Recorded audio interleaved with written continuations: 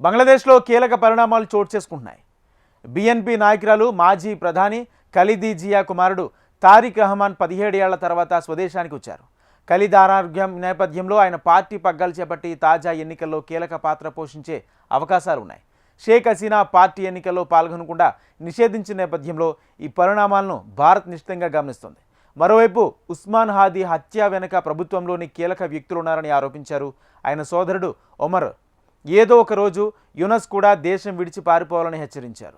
బంగ్లాదేశ్ హింసతో అట్టుడికిపోతోంది. ఇటీవల భారత వ్యతిరేకి రాడికల్ ఇస్లాం విద్యార్థి నేత ఉస్మాన్ హాదీ మరణంతో అక్కడి మతతత్వ శక్తులు భారత్పై పగ పెంచుకున్నాయి. హిందువును టార్గెట్ చేసుకుని భారీ హింసకు పాల్పడుతున్నాయి. దీంతో అంతర్జాతీయంగానూ యూనస్ ప్రభుత్వానికి ఇబ్బందులు తప్పడం లేదు. మాజీ ప్రధాని షేక్ హసీనాకు చెందిన అవామీ లీగ్ పార్టీపై బంగ్లాదేశ్ తాత్కాలిక ప్రభుత్వం నిషేధం విధించింది. దీనివల్ల వచ్చే ఎన్నికల్లో ఆ పార్టీ పోటీ చేసే అవకాశం లేకుండా పోయింది.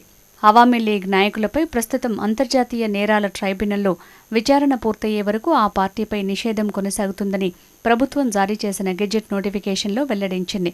ఈ నిర్ణయంపై అమెరికా తీవ్ర ఆందోళన వ్యక్తం చేసింది. పారదర్శక, స్వేచ్ఛాయుత ఎన్నికలు జరగాలంటే అన్ని పార్టీలకు అవకాశం ఉండాలని అమెరికా చట్టసభ్యులు పేర్కొన్నారు.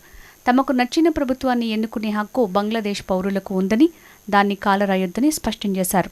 బంగ్లాదేశ్లో హింస, మైనారిటీ వ్యక్తిని కొట్టి చంపడంపై ఐక్యరాజ్యసమితి సెక్రటరీ జనరల్ యాంటోనియో గుటెరస్ తీవ్ర ఆందోళన వ్యక్తం చేశారు. దేశంలోని ప్రతి పౌరుడి భద్రతను ప్రభుత్వం కాపాడుతుందని ఆయన విశ్వాసం వ్యక్తం చేశారు. బంగ్లాదేశ్లో ఇటీవల జరిగిన హింసాత్మక ఘటనలపై మేం ఆందోళన చెందుతున్నాం. అంతేకాకుండా మైనారిటీలపై జరుగుతున్న దాడుల గురించి కూడా విన్నాం. బంగ్లాదేశ్ లేదా ఇతర ఏ దేశంలో అయినా సరే మైనారిటీలు సురక్షితంగా ఉన్నామనే భావన కలిగి ఉండాలి. దేశంలోని ప్రతి పౌరుడి భద్రతను ప్రభుత్వం కాపాడుతుందని మేం విశ్వసిస్తున్నాం అని ఓ ప్రకటనతో తెలిపారు. హాదీ హత్యకు కారణమైన దాడిపై త్వరిత, నిష్పక్షపాత, పారదర్శక దర్యాప్తు జరిపించాలని తెలిపారు. బాధ్యులపై చట్టపరమైన చర్యలు తీసుకోవాలని బంగ్లాదేశ్ అధికారులను కోరారు.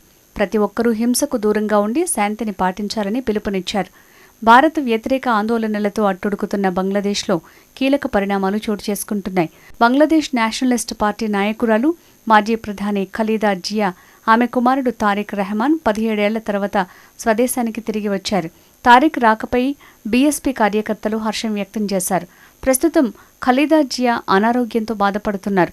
దీంతో రెహమాన్ రాక కార్యకర్తలకు ఉత్సాహం ఇచ్చింది. ఆయన నాయకత్వంలో త్వరలో జరగబోయే ఎన్నికల్లో పార్టీ ప్రభావం చూపించొచ్చనే అంచనాలున్నాయి. తారిక్ రెహమాన్ స్వీయ బహిష్కరణతో ఇంతకాలం లండన్లో ఉన్నారు. రెహమాన్ ప్రస్తుతం బీఎన్పీకి యాక్టివ్ చైర్మన్గా ఉన్నారు. తాత్కాలిక సారథి యూనస్ భారత్తో సంబంధాలను పనంగా పెట్టి పాక్కు దగ్గరవుతున్నారు. ఈ నేపథ్యంలో బీఎన్పీ అధికారంలోకి వస్తే ఈ విధానంలో మార్పొస్తుందని భావిస్తున్నారు.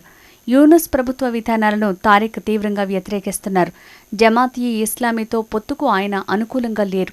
హసీనా హయాంలో రెహమాన్పై పలు అవినీతి కేసులు నమోదయ్యాయి. కొన్నింటిలో దోషిగా కూడా తేలారు. 2007లో అరెస్టై జైల్లో అనారోగ్యానికి గురయ్యారు. తర్వాత బెయిల్పై బయటికి వచ్చి చికిత్స నిమిత్తం లండన్కి వెళ్లిపోయారు. 2008 నుంచి అక్కడే నివసిస్తున్నప్పటికీ బీఎన్పీ కార్యకలాపాలను పర్యవేక్షిస్తున్నారు. ఇదిలా ఉంటే నిరసనలు, హింసాత్మక ఘటనలతో అస్థిరంగా మారిన దేశంలో ఆయన యువతను ఆకర్షించడమే కీలకంగా మారనుందని రాజకీయ విశ్లేషకులు పేర్కొన్నారు. ఈ పరిణామాలను భారత్ నిశితంగా గమనిస్తోంది. బీఎన్పీతో చెప్పుకోదగ్గ స్థాయిలో సంబంధాలు లేకున్నా దాన్నొక ప్రజాస్వామ్య పార్టీగా చూస్తోంది. దీంతో ఆ పార్టీతో భారత్ సంబంధాలు పునరుద్ధరించుకునే సంకేతాలున్నాయి. ఖలీదా జియా తీవ్ర అనారోగ్యానికి గురికాగా ప్రధాని మోడీ ఆందోళన వ్యక్తం చేసిన సంగతి తెలిసిందే. దానికి నేషనలిస్ట్ పార్టీ ఎంతో సానుకూలంగా స్పందించింది. మరోవైపు ఉస్మాన్ హాదీ హత్యపై ఆయన సోదరుడు ఒమర్ హాదీ తీవ్ర ఆరోపణలు చేశారు. ఇందులో యూనస్ ప్రభుత్వంలోని కీలక వ్యక్తుల హస్తం ఉందన్నారు. ఫిబ్రవరిలో నిర్వహించాల్సిన ఎన్నికలను అస్థిరపరిచేందుకే ఈ హత్యకు పాల్పడ్డారన్నారు. హత్యల కారణంగా ఎన్నికల వాతావరణం దెబ్బతినకుండా ఉండేందుకు చర్యలు తీసుకోవాలని ఒమర్ హాదీ కోరారు. ఈ హత్య నుంచి ప్రభుత్వ పెద్దలు తప్పించుకోలేరు. హంతకులను శిక్షించాలి. వేగంగా విచారణ జరిపి హాదీ హత్య నిందితులను పట్టుకోవాలని డిమాండ్ చేశారు. ఉస్మాన్ హాదీకి న్యాయం జరగకపోతే ఏదో ఒకరోజు యూనస్ కూడా బంగ్లాదేశ్ను వీడి పారిపోవాల్సి వస్తుందని ఒమర్ హాదీ హెచ్చరించారు. నా సోదరుడు ఏ విదేశీ శక్తులకు తలొగ్గలేదు, అందుకే అతన్ని టార్గెట్ చేశారని ఆరోపించారు. నిందితులను 30 రోజుల్లోగా పట్టుకోవాలని ఇంక్విలాబ్ మంచ్ కార్యదర్శి అబ్దుల్లా అల్ జాబర్ ప్రభుత్వానికి అల్టిమేటం జారీ చేశారు. లేకపోతే దేశవ్యాప్తంగా ఆందోళన చేపడతామని హెచ్చరించారు. మరోవైపు భారత్తో ఉద్రిక్తతలను తగ్గించేందుకు మొహమ్మద్ యూనస్ చర్యలు తీసుకుంటున్నారని బంగ్లాదేశ్ ఆర్థిక సలహాదారు సలేహుద్దీన్ అహ్మద్ తెలిపారు. ఇరు దేశాల మధ్య ఆర్థిక సంబంధాలను రాజకీయ వ్యాఖ్యల నుంచి వేరు చేసి ముందుకు తీసుకువెళ్లేందుకు ప్రయత్నిస్తున్నామని పేర్కొన్నారు. భారత్తో దౌత్య సంబంధాలను మెరుగుపరుచుకుంటాం. ఇందుకోసం యూనస్ కృషి చేస్తున్నారు. సంబంధిత వ్యక్తులతో చర్చలు జరుపుతున్నారు. అయితే ఇప్పటివరకు నేరుగా ఆయన మాట్లాడలేరు. బంగ్లాదేశ్ వాణిజ్య విధానం రాజకీయ అంశాల ఆధారంగా ఉండదు. వియత్నాం ఇతర దేశాల నుంచి బియ్యాన్ని దిగుమతి చేసుకోవడం కంటే భారత్ నుంచి తక్కువ ఖర్చుతో కొనుగోలు చేయటం ఆర్థికంగా సరైన నిర్ణయం. ఢిల్లీతో సత్సంబంధాలను మేం కోరుకుంటున్నాం.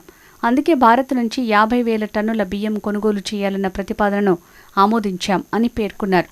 భారత్తో తమ సంబంధాలను దెబ్బతీసేందుకు బాహ్య శక్తులు ప్రయత్నిస్తున్నాయని ఆరోపించారు.